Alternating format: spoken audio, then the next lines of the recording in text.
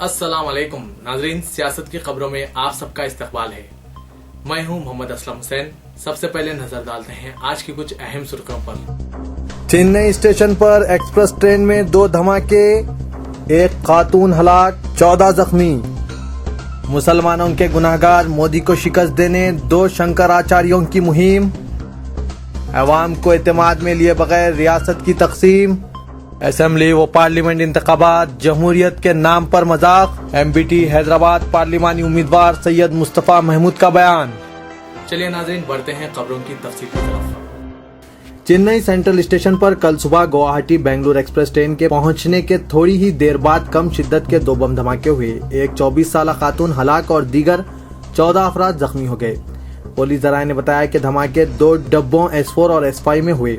इससे 10 ही मिनट कबल मज़कूरा ट्रेन बेंगलुरु से प्लेटफॉर्म नंबर 9 पर पहुंची थी।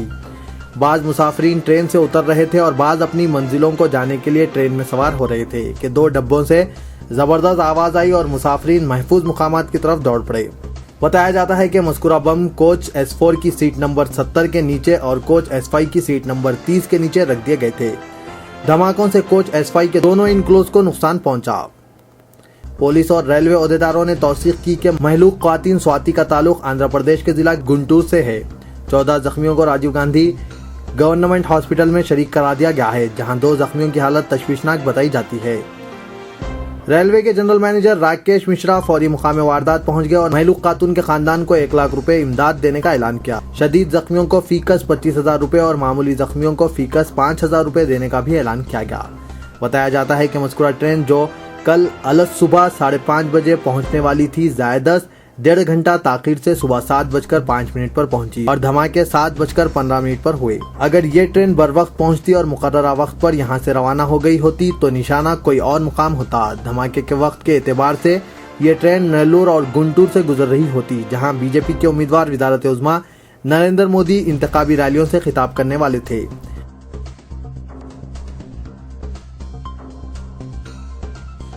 वाराणसी में नरेंद्र मोदी को शिकस्त देने के लिए 2 शंकराचार्यों की जानिब से इंतखाबी मुहिम चलाई जाएगी। इनका यकीन है कि मुसलमानों के गुनाहगार 2002 फसादात के जिम्मेदार को इख्तिदार से रोका जाए। वाराणसी में मोदी को नाकाम बनाने के लिए पुरी के शंकराचार्य स्वामी अशोकानंद देवतीरथ ने कहा कि वो वाराणसी जाएंगे और 12 मई को होने वाले इंतखाबात के लिए बीजेपी वज़ारत उज़्मा के उम्मीदवार के खिलाफ मुहिम चलाएंगे। उन्होंने कहा कि मैं वाराणसी जाऊंगा और मोदी को बेनकाब करूंगा। जो लोग इख्तिदार की खातिर अवाम में फूट डाल रहे हैं, इन्हें बेनकाब करना जरूरी है। मोदी ने गुनाह किया है, इस गुनाहगार को हरगिज बर्दाश्त नहीं किया जा सकता। इंसाफ पसंद शख्स इस जैसे फर्द को कतई कबूल नहीं करेंगे। नरेंद्र मोदी आम आदमी पार्टी लीडर अरविंद केजरीवाल और कांग्रेस उम्मीदवार अजय राय के खिलाफ मुकाबला कर रहे हैं। शंकराचार्य ने कहा कि उन्होंने खुद गुजरात जाकर देखा था कि वहां पर नरेंद्र मोदी की हुकूमत में मुसलमानों पर कितने भयानक जुर्म किए गए थे। 2002 के फसादात के बाद की सूरत हाल मेरे नजरों के सामने घूम रही है।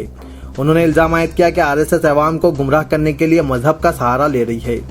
आरएसएस को समाजी सकाफती इदारे के बजाय एक सियासी तंजीम के तौर पर सामने आना चाहिए। शंकराचार्य ने कहा कि बीजेपी कायदीन ऐसे बयान जारी करने के लिए बेचैन व बेताब रहते हैं जिससे मुल्क में कशीदगी पैदा हो जाए। उन्होंने कहा कि वो किसी खास पार्टी के लिए मुहिम नहीं चलाएंगे, अलबत्ता इनकी कोशिश रहेगी कि इन इंतखाबात में सेक्युलर पार्टियों को कामयाबी मिले। द्वारका के शंकराचार्य स्वामी सरोपानी ने भी मोदी की शदीद मुखालिफत की। उन्होंने वाराणसी में मोदी के खिलाफ मुहिम चलाने के लिए अपने करीबी मददगार स्वामी आवी आनंद को रवाना किया है।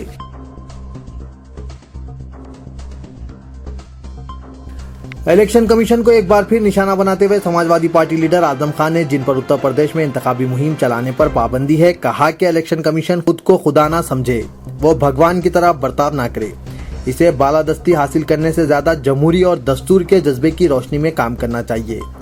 यूपी के मुतनाज़ा वजीर ने मीडिया नुमाइंदों से बात करते हुए इलेक्शन कमीशन को चैलेंज किया कि वो यूपी असेंबली की इनकी रुकनीत मंसूख करने की जुर्रत करके दिखाए। इलेक्शन कमीशन ने 23 अप्रैल को इनके काबिल एतराज रिमार्क पर विजयनुमाई नोटिस जारी की थी और इन्हें यूपी में मुहिम चलाने से रोक दिया था।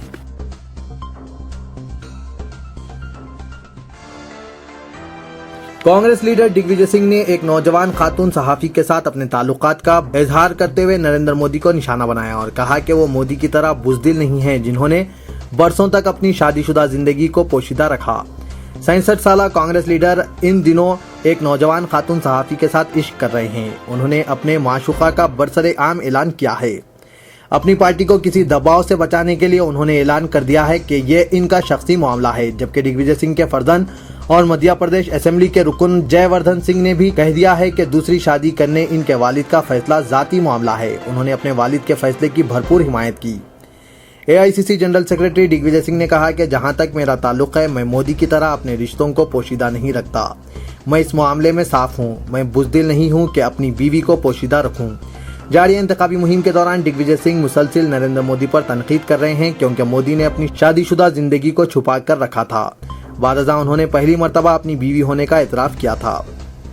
वडोदरा हल्के से पर्चे नामजदगी दाखिल करने के दौरान मोदी ने हलफनामे में अपनी बीवी जसूदा बिन का नाम तहरीर किया था। इससे पहले के हलफनामे में उन्होंने अपनी बीवी का जिक्र नहीं किया था।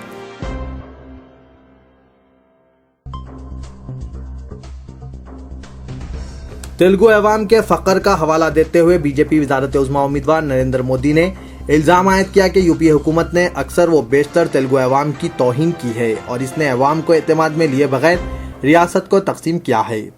मोदी ने सीमांध्रा में तेलुगु देशम बीजेपी इत्तेहाद के हक में इंतखाबी मुहिम का आगाज करते हुए कहा कि माँ और बेटे की हुकूमत ने और दिल्ली में कांग्रेस पार्टी ने तेलुगु अवाम की जब कभी मौका आया तेलुगु अवाम की तौहीन की है।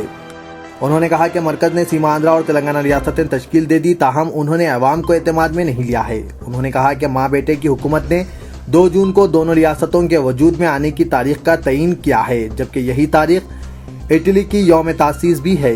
ये इल्जाम आयद करते हुए सोनिया राहुल की हुकूमत में हिंदुस्तान स्कैम्स का मुल्क बन गया है। मोदी ने कहा कि अब कौम को चाहिए कि वो स्कीम इंडिया में बदले और फलाह व तरक्याती स्कीमों को अवाम के लिए नाफिज किया जाए।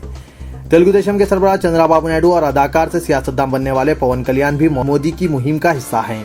मोदी ने तिरुपति में कल रात ही एक रैली से खिताब करते हुए बीजेपी तेलुगु देशम इत्तेहाद की मुहिम शुरू की थी।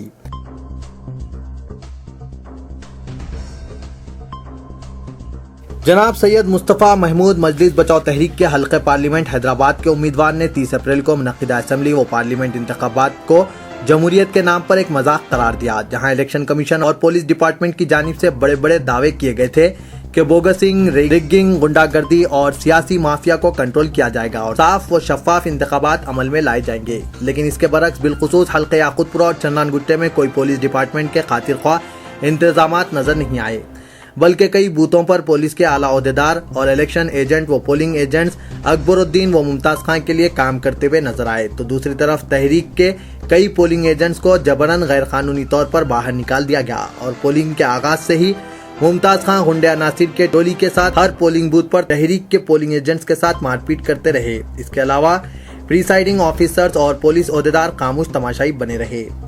इसके खिलाफ आला ओहदेदारों को इत्तला देने पर भी कोई रद्द-ए-अमल नहीं मिला। इस तरह दिन भर कई पोलिंग बूथ पर पोलिंग एजेंटों को ज़दोकोब किया गया और राय दहिंदों को मुमताज खान और इनके गुंडे अनासिर पोलिंग बूथों पर दहशत फैलाते हुए वोट डालने से महरूम कर दिया, जिसका नतीजा पोलिंग परसेंटेज में गिरावट वाक़ हुई। जनाब मुस्तफ़ा महमूद ने कहा कि बिलखुसूस तहरीक के उम्मीदवार हल्के याकूतपुरा मजीदुल्लाह खान फरहद जब पुलिस ओहदेदारों से नुमाइंदगी करते हुए गुंडागर्दी की रोकथाम का मुतालबा किया तो इन्हें हिरासत में ले लिया गया, जो जमहूरियत का कत्ल है। होना यह था कि गुंडागर्दी करने वाले मुमताज खान और इनके गुंडे अनासिर को गिरफ्तार किया जाता, लेकिन पुलिस डिपार्टमेंट ये बावर करवा रहे हैं कि हमने दोनों उम्मीदवारों को गिरफ्तार किया है।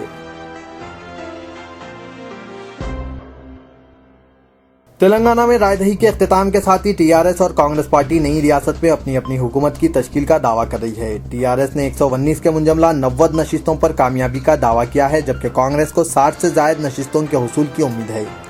तश्कील हुकूमत के लिए 60 अरकान की तायीद जरूरी है। दोनों अहम पार्टियों के दावे अपनी जगह, लेकिन इंटेलिजेंस ने टीआरएस के हक में पेशकयासी की है। मौसूख ज़राए ने बताया कि रायदही के अख्तिताम के बाद इंटेलिजेंस हुक्काम ने जो रिपोर्ट तैयार की, इसके मुताबिक टीआरएस को 60 से 70 नशिस्तों पर कामयाबी हासिल होगी और वो किसी पार्टी की तायीद के बगैर तश्कील हुकूमत के मौक़िफ़ में होगी। इंटेलिजेंस ने कांग्रेस पार्टी को 30 से 40 नशिस्तों पर कामयाबी की पेशकशी की है। तेलुगु देशम बीजेपी इत्तेहाद किसी कदर नशिस्तें हासिल करेगा, जबकि वायएसआर कांग्रेस पार्टी के हक में इंटेलिजेंस ने मुनफी रिपोर्ट दी है। ज़राए ने बताया कि तेलंगाना के 9 अजला में ज़बरदस्त रायदही का फ़ायदा टीआरएस को हो सकता है।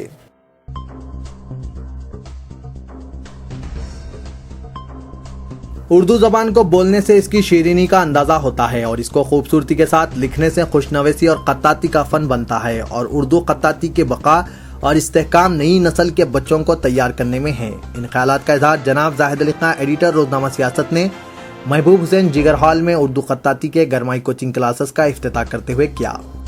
ادارے سیاست کے زیر اہتمام ہر سال گرمائی تعطیلات میں احاطہ سیاست کے محبوب حسین جگر ہال میں اردو خطاطی کی فری کوچنگ کا انعقاد عمل میں آتا ہے اور اس کے لیے نامور خطاط جناب نعیم صابری کے خدمات حاصل کی جاتی ہے۔ نعیم الخطاط کے اردو خطاطی کے تلاميذ میں کم سن 6 سال کے عمر سے 75 سال کے معمر حضرات شامل ہیں جو اردو عربی رسم الخط کو سیکھتے ہیں۔ ان کے ساتھ ان کے ہونہار فرزند محمد فہیم اور محمد ماجد اور محمد سراج کی معاونیت ہے۔ اردو خطاطی کی کلاسز چلائی جاتی ہے۔ جناب زاہد علی خان ایڈیٹر روزنامہ سیاست نے اردو خطاطی کا مشاہدہ کرتے ہوئے اپنے تاثر میں بتلایا کہ نعیم صابری صاحب اپنے شاگردوں کو تیار کرتے ہوئے اس فن کو نئی نسل میں منتقل کرنے کا کام انجام دے رہے ہیں۔ اس سال اردو خطاطی کی کلاسز 1 مئی تا 10 جون تک صبح کے اوقات میں جاری رہے گی۔ سال حال اردو خطاطی کی کلاسز میں 6 سال کی عمر کے ننھے بچے سے 65 سال کی عمر تک کے معمر حضرات شرکت کر رہے ہیں۔ محمد نظام الدین فاروقی عمر 64 سال اور شیخ عبدالکریم عمر 60 سال نے اس فن کو سیکھنے کی وجہ بتائی کہ اس سے اپنی مادری زبان اردو کے ساتھ عربی زبان کو پڑھنے اور سننے کے ساتھ اب لکھنے کا موقع مل رہا ہے۔ محمد فرقان جو چنئی سے حیدرآباد گرمائی تعطیلات کے لیے آئے ہوئے ہیں اور اس کا صحیح مقصد اردو سیکھنا بتایا ہے، جو پرائمری اسکول کے طالب علم ہیں۔ ان کلاس میں لڑکے لڑکیوں خواتین اور حضرات ہر عمر کے افراد کے شرکت کر رہے ہیں۔ تو یہ تھا آج کا خبرنامہ۔ دیجیے اجازت، اللہ حافظ۔